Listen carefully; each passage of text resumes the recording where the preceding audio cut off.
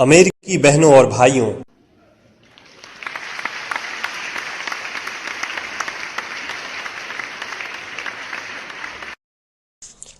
आपके इस स्नेहपूर्ण और जोरदार स्वागत से मेरा हृदय अपार हर्ष से भर गया है।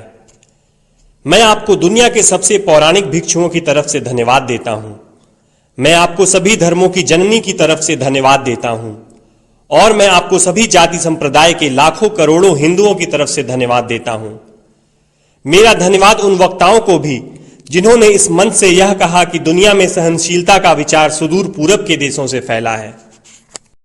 मुझे गर्व है कि मैं एक ऐसे धर्म से हूं जिसने दुनिया को सहनशीलता और सार्वभौमिक स्वीकृति का पाठ पढ़ाया है।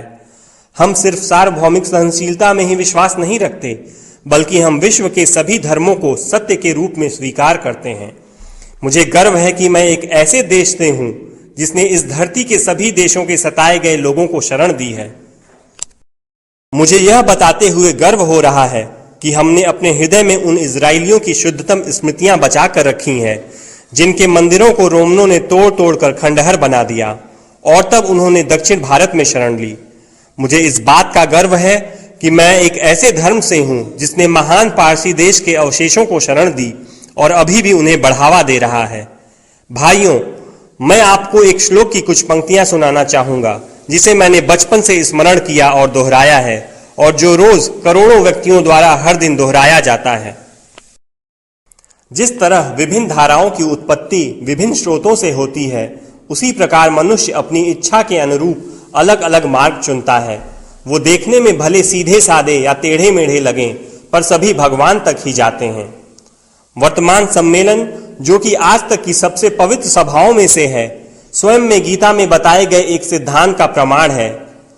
जो भी मुझ तक आता है, चाहे किसी भी रूप में, मैं उस तक पहुंचता हूं। सभी मनुष्य विभिन्न मार्गों पर संघर्ष कर रहे हैं जिसका अंत मुझ में है।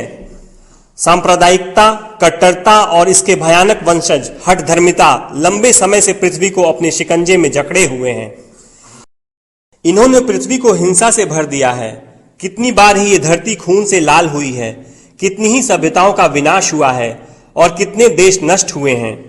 अगर ये भयानक राक्षस नहीं होते तो आज मानव समाज कहीं ज्यादा उन्नत होता, लेकिन अब उनका समय पूरा हो चुका है।